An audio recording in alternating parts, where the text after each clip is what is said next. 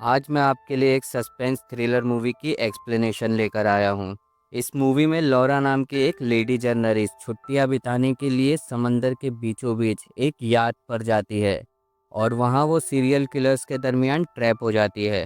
अब वो यहाँ से कैसे निकलेगी ये देखेंगे हम इस एक्सप्लेनेशन में।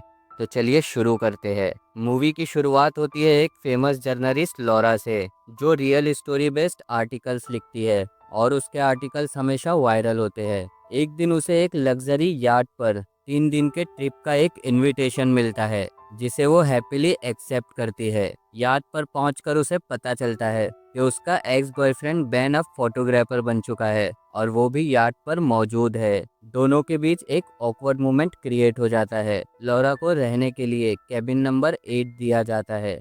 फिर हमें दिखाया जाता है रिचार्ड की बीवी एन, जो बहुत ही बीमार है। वो एना की बहुत बड़ी फैन है। वो उसे अपने कमरे में ले जाती है और बातों ही बातों में वो उसे अपनी विल दिखाती है, जिसमें उसने अपनी सारी प्रॉपर्टी एक ट्रस्ट को दे दी है, क्योंकि एन को ब्लड कैंसर है और अब वो बहुत जल्द मर जाएगी।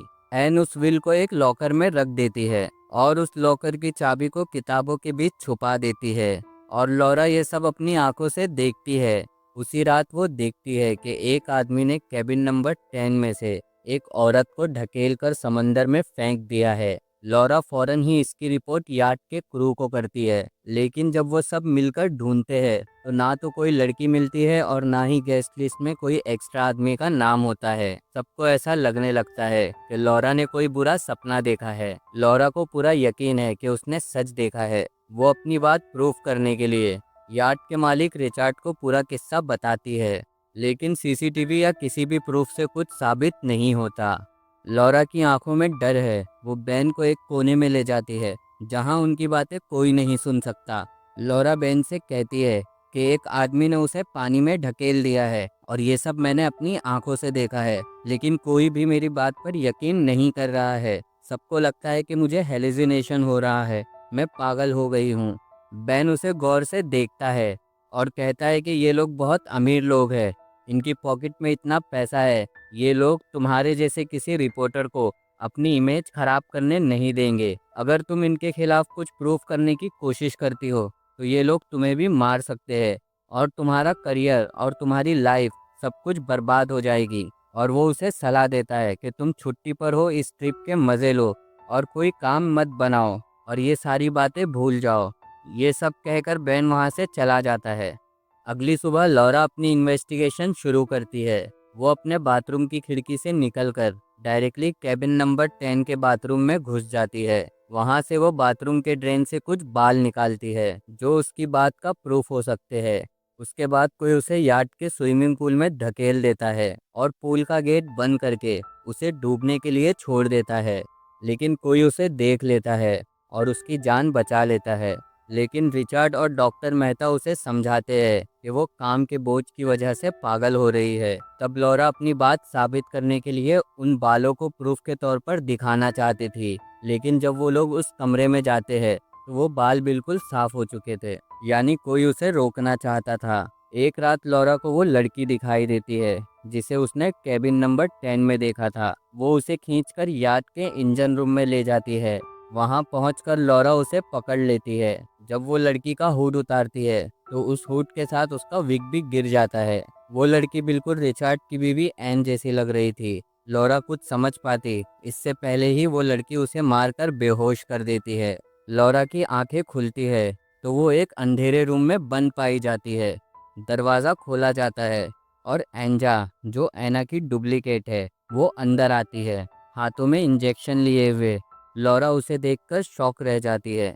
लॉरा उसे एन समझती है और वो कहती है तुम तो मर चुकी हो। एंजा इस बात को रिवील करती है कि वो एन नहीं है। फिर लॉरा को सब कुछ समझ में आ जाता है और वो एंजा से कहती है कि रिचर्ड ने तुम्हें यहाँ लाया है क्योंकि उसकी बीवी एन ने सारी प्रॉपर्टी ट्रस्ट के नाम कर दी थी और उसे कुछ भी नहीं दिया। उसने तुमसे इवेंट में एन बनकर ये कहने को कहा होगा कि मैं अपनी सारी प्रॉपर्टी अपने पति रिचर्ड के नाम करती हूँ ताकि लीगली उसके हाथ में सारा पैसा आ जाए। एंजा का चेहरा सफ़ेद पड़ जाता है। वो हाँ में सर हिलाती है और वो बहुत घबराई हुई है। एंजा कहती है कि मुझे पैसों की ज़रूरत थी। मैंने सोचा था सिर्फ एक्टिंग करनी पड़ेगी, पर मुझे ये मालूम नहीं था कि यहाँ मर्डर भी हो जाएगा। लॉरा उसे बताती है कि तुम्हारी जान भी खतरे में है क्योंकि तुम आई विटनेस हो और रिचर्ड तुम्हें भी जिंदा नहीं छोड़ेगा। ये सुनकर एंजा और भी घबरा जाती है और वो समझ जाती है कि सिर्फ लॉरा ही उसे बचा सकती है। वो लॉरा को आज़ाद करती है और दोनों मिलकर भागने का प्लान बनाते हैं। लॉरा भागकर एन के कमरे में जाती है। एन ने लॉरा को विल दिखाई थी और उसे पता था कि उसने विल कहाँ रखी है। एन ने विल दिखाते वक्त लॉरा को ये बताया था कि उसने लॉकर की चाबी कहाँ रखी है। लॉरा बुक्स के बीच में से वो चाबी निकालती है और लॉकर में से एन की विल निकालती है। तभी डॉक्टर मेहता और रिचर्ड एन के कमरे में आ जाते हैं। डॉक्टर मेहता पॉइजन का इंजेक्शन लिए हुए थे और वो लॉरा को दौड़ाते हैं। तभी अचानक बैन आ जाता है और लॉरा को बचाने की कोशिश करता है।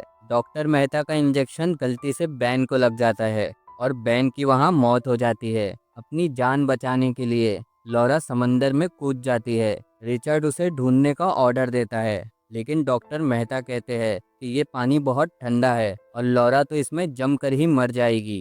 रिचर्ड समझता है कि लॉरा मर चुकी है। पानी बहुत ज़्यादा ठंडा होने की वजह से उसकी सांसें रुकने लगती है। वो अपने आप को किसी तरह संभालती है। वो चुपके से यार्ड के नीचे से तैरती हुई इंजन के शोर का फायदा उठाकर किसी को अपनी आवाज़ ना सुनाई दे वहां से दूर निकल जाती है। वो आखिरकार कोस्ट लाइन के एक रॉक स्ट्रीव एरिया तक पहुंच जाती है। वो बिना टाइम वेस्ट किए डायरेक्टली इवेंट के एवेन्यू तक पहुंच जाती है और फाइनल इवेंट्स के स्टेज पर एंजा एन बनकर स्पीच देने लगती है। जैसे ही वो रिचर्ड का दिया हुआ स्क्रिप्ट बोलने वाली होती है, लॉरा समंदर पार करके वहां तक पहुंच चुकी होती है और फिर स्टेज पर आकर नकली एन से माइक ले लेती है और सबके सामने एन की ओरिजिनल विल पढ़कर सुनाती है, जिसमें ये लिखा होता है कि एन ने अपनी प्रॉपर्टी ट्रस्ट के नाम कर दी है। वो एंजा से पूछती है, क्या तुमने ये लेटर खुद लिखा है? एंजा हाँ में जवाब देती है। रिचर्ड का पूरा प्लान फ्लॉप हो जाता है। वो गुस्से में चिल्लाता है कि वो ये लेटर कैसे लिख सकती है जबकि वो एन है ही नहीं। ये सुनकर सब हैरान हो जाते हैं और फिर उसे अपना जुर्म कबूल करना पड़ता है कि असल एन को उन्होंने मार दिया है और यहाँ जो एन खड़ी है ये उसकी डुप्लीकेट है। रिचर्ड एंजा को नाइफ से हॉस्टेज बनाकर ले जाने की कोशिश करता है, लेकिन लॉरा आके उसे एक रॉड से मारती है और उसे बेहोश कर देती है।